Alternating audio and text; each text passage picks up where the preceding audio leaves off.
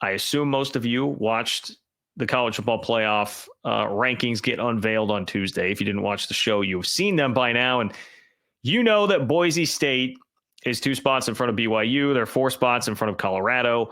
And yes, that appears to be a problem for the Big 12. But I would tell you it's not exactly a problem in the way that it appears on the surface. Like your typical Big 12 haters, people who want to run with an anti-Big 12 narrative would take it to say, well, look at this, Big 12, you're screwed. Boise is in front of you already with a couple of weeks left to go. SMU, by the way, is at 13, which that's an entirely different issue that I will get to in just a moment. But look at that, Big 12, you are done because Boise is there already right now. Now, obviously, this, to me, is ridiculous on a couple of different levels. I think the SMU part more so because that is such a direct head-to-head. They played this year, right? SMU and BYU played this year. That game was in Dallas, and BYU won. They have the same record. But beyond that, okay, beyond just, hey, they have the same record and one team won a head-to-head matchup, how about we just compare strength of schedule? SMU has a strength of schedule. It's ranked 86th in the country. BYU is 53. So as much as people want to come down on BYU's schedule, SMU is worse. Again, they have a head-to-head road win. They have a ranked win, which SMU does not. That ranked win being over SMU. And there's this little fact that K-State dropped out of the college football playoff top 25, which I'm not here as a K-State guy to complain about anything. Look, K-State has dug themselves their own hole. But when Illinois and Mizzou are still ranked with objectively worse resumes, objectively worse, K-State 2 ranked wins, 2 ranked road wins. Mizzou has 1 win over a team that's over 500. Illinois has none. All it does is take away a nice data point from BYU and serves to prop up the Alabamas and Penn States of the world who have beaten those 2 other teams. I digress. BYU's got the better resume than SMU. It makes 0 sense that they are behind there. And that is a part of what the Big 12 is up against. Okay, but the Boise piece here, right? The Boise piece. If you want to break down, all right, let's look at these resumes. I mean, Boise has wins over UNLV and Washington State. I would just say that this continues to be really an issue of the quality loss discussion here, because what Boise has is a close loss to the number 1 team in the country. It's a quality loss issue that is really hurting BYU there because BYU has blown out K-State. They have won on the road at SMU. I think their resume is better if you remove a quality loss there that's doing a lot of work for Boise. But as I mentioned, this is not quite the deal that haters would take it to be right now, because right now it doesn't matter. We have a couple of weeks of games, 3 weeks, 2 weeks of the regular season, and then championship weekend for things to play out and for teams to be moving up. And I think it is very safe to say that if BYU wins out, they'll be just fine. If Colorado, who is at number 16, wins out, they'll be just fine. They would jump Boise, and the Big 12 would wind up getting the 4th bye spot by being the 4th highest rated conference champion. Because if we play this out, BYU would be, I think, best case scenario for the Big 12's sake to just be totally sure that you are going to jump in front of Boise State. Because if BYU wins out, they would get wins over number 21 Arizona State on the road this weekend. That would help them in and of itself and probably would be enough to leapfrog Boise already. They'll play Houston, which isn't going to do them much. But then you would think number 16 Colorado, perhaps higher ranked than that if they win all the way to get there in the Big 12 championship game. If BYU wins out and gets wins over number 21 and number 16, at least as they stand right now, to do that, neither of which would be home games for BYU, one on the road, one neutral, they're going to be fine. They're going to be fine. They would jump Boise. I feel very confident in that. If Colorado wins out, Again, they're at 16, so they're still very much within striking distance of Boise. I think Colorado would also be fine. That would mean Colorado gets wins over Kansas and Oklahoma State, which the Kansas game would be that would be a very impressive win. It's not going to hold up that way for the committee because Kansas was busy puking all over itself in the fourth quarter for the entire first 2 months of the season. It is what it is. Not going to help them much. But you get those 2 wins, and then you would presumably be playing a BYU in the Big 12 championship game, maybe somebody else. That's where I guess it could get dicey.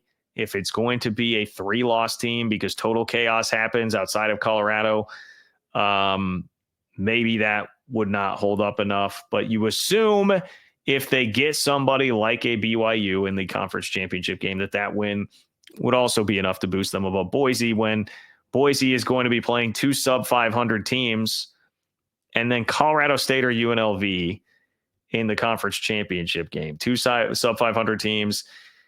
And then Colorado State or UNLV. I don't think that's going to be enough juice for Boise to hold on to that spot based on who the Big 12 champ would be there. If the big if here obviously is if the favorites take care of business. If the favorites take care of business, the Big 12 will be just fine.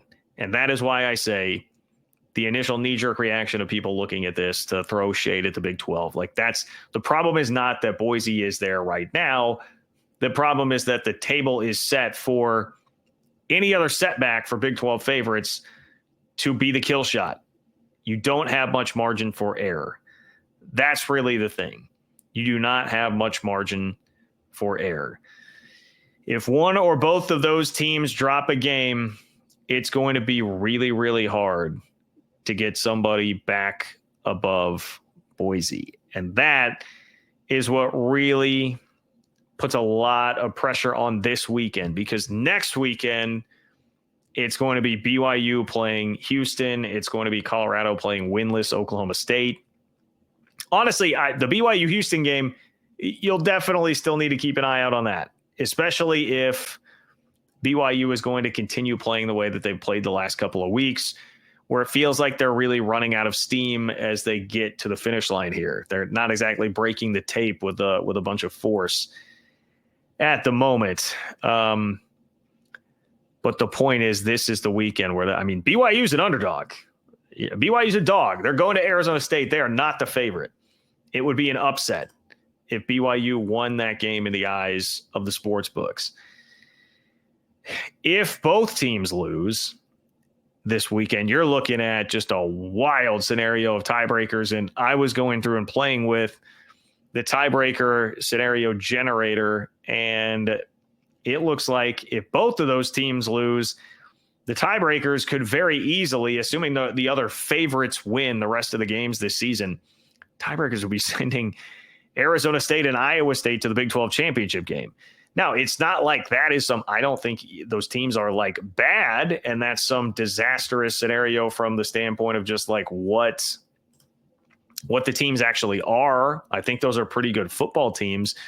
The problem is just what it would do in the eyes of the committee. That would not be great if you're losing BYU and Colorado this late. And like 2 weeks ago, it looked like for sure you were going to be able to get out of the group of K-State, BYU, and Colorado, who were all in the top 17 of the playoff rankings. Like, yeah, of course, you'll be fine. You'll get 2 of those 3 and nothing to worry about as far as holding on to one of those top 4 buys. That has now changed quite a bit in just a couple of weeks. And that's why I continue to hold K-State up in that group, just because the committee saw real value in them and those 2 ranked road wins that they have at Colorado and Tulane in the playoff rankings. So K-State's puking all over itself has not helped.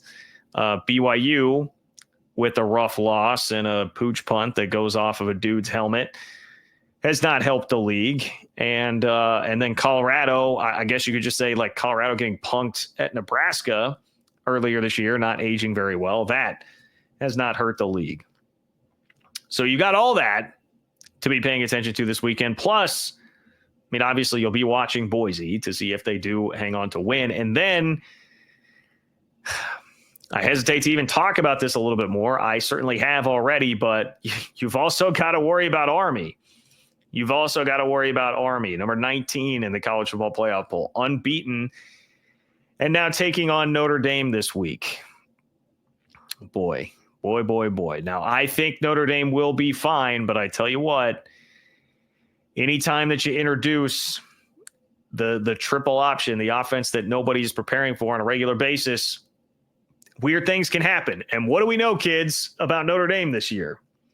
What we know about Notre Dame is that they are capable of losing to Northern Illinois at home. So that means they're more than capable of losing to Army, the number 19 team in the country, according to the college football playoff rankings. So that's a problem. That is a problem. Of course, the significance there is if Army were to win, and then you've got BYU and or Colorado going down, any combination of those two teams, well, now you're not just worried about losing a top 4 bye, you're also worried about losing a spot in the playoff period. If there are 2 G5 champs ahead of you, then they would be the top 5. They'd be in that group of top 5 conference champs, and you'd be totally on the outside looking in, and that is the doomsday scenario.